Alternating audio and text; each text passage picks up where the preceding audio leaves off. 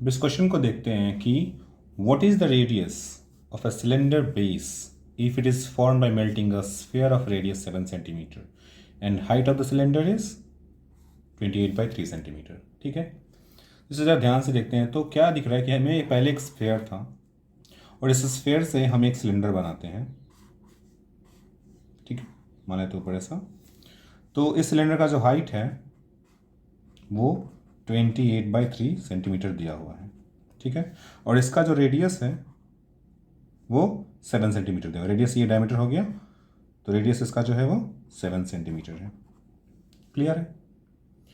तो क्या दिख रहा है, दोनों का वॉल्यूम कांस्टेंट होगा क्योंकि इसी के मटेरियल से ये बना है, तो दोनों का वॉल्यूम कांस्टेंट होगा। ऐसे क्वेश्चन में हमेशा वॉल्यूम कांस्टेंट होता है, तो वॉल्यूम कांस्टेंसी करेंगे सीधा। तो एक स्फेयर का वॉल्यूम क्या होता है, 4/3 पाई आर क्यूब। ठीक है, is equal to volume of cylinder is equal to pi R square. Sorry, ये आर दूसरा आर होगा क्योंकि दोनों का रेडियस सेम नहीं होगा, तो इसे हम कैपिटल आर लिखते हैं, पाई आर स्क्वायर एच। जो वैल्यू दिया वो पुट करते हैं, 4/3 पाई इंटू 7 का cube is equal to pi R square into 28/3। Clear है? पाई टू पाई कैंसिल, 3 से 3 कैंसिल, और 7 4 ज़ा 28 और 28 कैंसिल, तो इधर बचेगा 7 का स्क्वायर। क्या दिख रहा है, R square is equal to 7 का स्क्वायर, इसलिए R is equal to 7 centimetre. That's our answer. यहाँ पे ऑप्शन बी।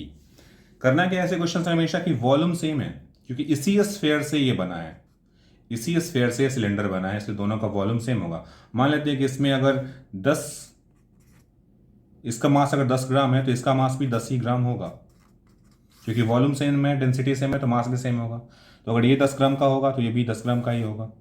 तो किसी क्वेश्चन में अगर मास दे दिया, मास का क्वेश्चन दे दिया, तो भी हमें सिमिलर डिवीजन सॉल्व करना पड़ेगा, हमें वॉल्यूम निकालना पड़ेगा क्योंकि इसी मटेरियल से ये बना हुआ है। क्लियर है? ओके। अब ये दूसरा क्वेश्चन है जो कहता है कि 50 सिल्वर कॉइन्स, 50 सिल्वर कॉइन्स है हमारे पास, जिसका डायमीटर 4 सेंटीमीटर है। क्लियर है? एंड जो थिकनेस है वो 1 मिलीमीटर है। थिकनेस मतलब कॉइन्स कुछ ऐसा होता है, ऐसा कॉइन्स का डायमीटर जो है वो 4 सेंटीमीटर है, मतलब रेडियस कितना हो गया, 2 सेंटीमीटर। रेडियस हमारा 2 सेंटीमीटर हो गया। क्लियर है?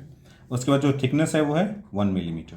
तो सबको एक यूनिट में कन्वर्ट करना पड़ेगा क्योंकि हमें कैलकुलेशन मल्टीप्लिकेशन वगैरह करना है, तो एक यूनिट में रहेगा तो हमारे लिए सिंपल होगा। तो इससे 2 सेंटीमीटर को लिख सकते हैं 20 मिलीमीटर, क्योंकि 1 सेंटीमीटर में 10 मिलीमीटर होता है।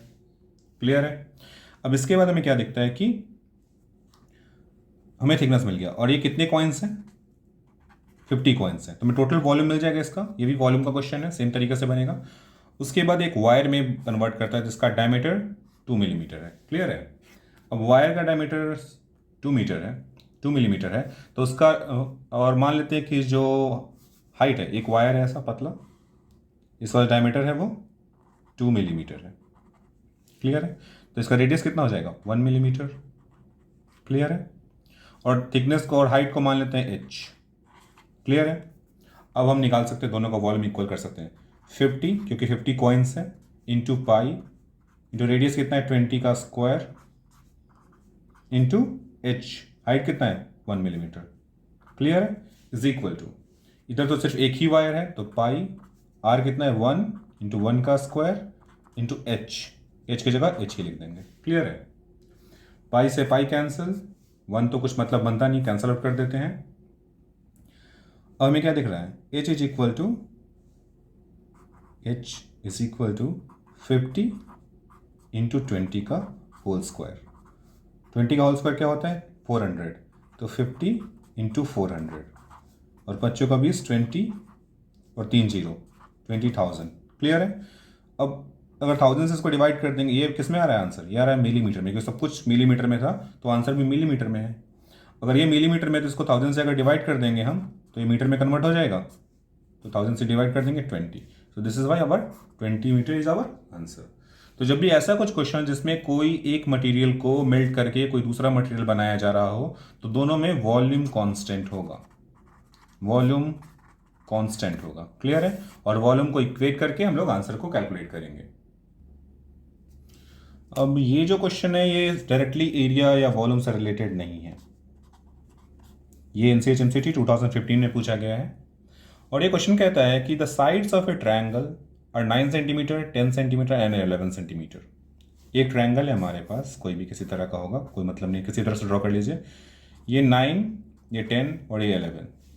अब कहते हैं एक सिमिलर ट्रायंगल, सिमिलर ट्रायंगल उसको कहते हैं जिनका जो रेशियो, जो सिमिलर ट्रायंगल का मतलब क्या होता है कि अगर ये एक ट्रायंगल है और एक दूसरा ट्रायंगल है, और अगर ये दोनों सिमिलर है तो इसका जो रेशियो ऑफ साइड्स होगा, मतलब अगर ये 1 है और ये 2 है, ये 2 है, ये 3 है, ठीक है, तो अगर ये 1 है और ये 2 है, दोनों सिमिलर है, तो ये कितना होगा 4 और ये होगा 6। इन दोनों का जो रेशियो होगा, जो प्रोपोर्शन होगा साइड्स का, वो सेम होगा, मतलब 1:2, 1:2, 1:2।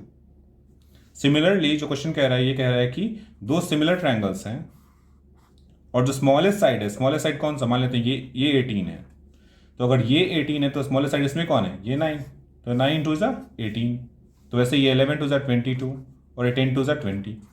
क्लियर है। सिमिलर ट्रायंगल्स का जो साइड्स होता है वो सेम प्रोपोर्शन में होता है और एंगल्स सेम होता है।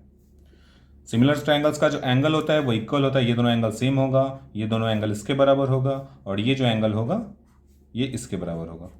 क्लियर है। ये एंगल इसके बराबर, ये एंगल इसके बराबर, ये एंगल इसके बराबर, ये साइड इसके प्रोपोर्शन में, ये साइड इसके प्रोपोर्शन में और ये साइड इसके प्रोपोर्शन में। माना जाता है कि इसी ट्रायंगल को हमने क्या किया है, एक्सपैंड कर दिया है। कॉन्ग्रुएंट में क्या होता है, कॉन्ग्रुएंट में दोनों ट्रायंगल सेम होता है, लेकिन इसमें दोनों ट्रायंगल सिमिलर होता है। सिमिलर मतलब जो साइड्स होगा प्रोपोर्शन में होगा और एंगल सेम होगा। तो अगर ये 9 है और 18 है तो उस हिसाब से ये 20 और 22 हो जाएगा। अब तीनों को बस सम कर देना है तो ये हो जाएगा 60 सेंटीमीटर इज द पेरीमीटर। इसे अगर ऐड करेंगे 20, 22 और 18 को तो 60 आंसर आएगा। क्लियर है। तो ये हमारा आंसर हो जाएगा।